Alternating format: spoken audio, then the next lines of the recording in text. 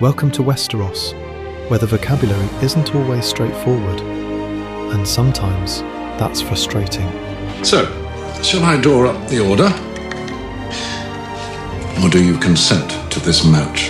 Add your favorite word to the realm. Comment it below, and it may enter the next chapter of Realms Rhetoric. This week's word is mummer. Let's end this mummer's farce.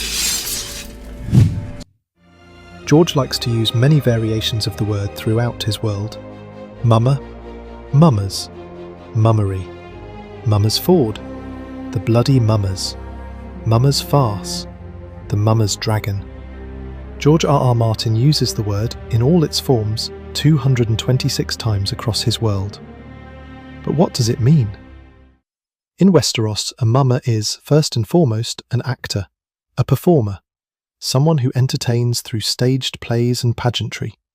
Think Patchface, a former performer turned court fool, whose nonsense often sounds like prophecy. But with George, it doesn't stop there. A mummer is more than an actor. It's someone playing a layered role, a performer in the theatre of power. It can refer to travelling troupes and stage plays, but more often, it implies deception.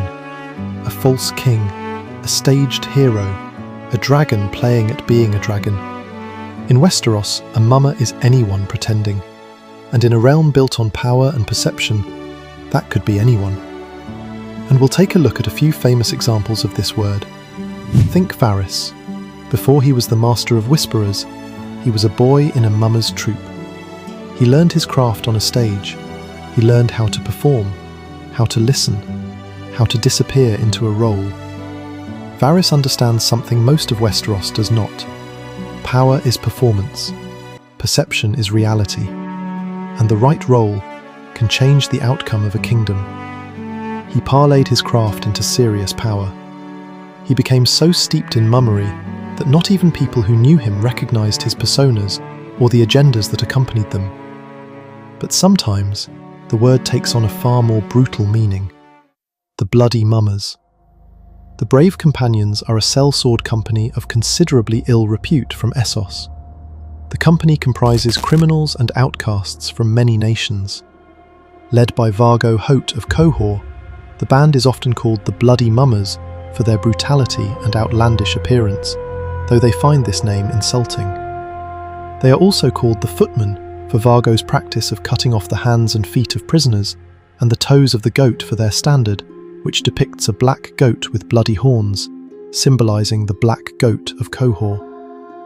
They aren't actors. They don't perform for applause. They perform violence.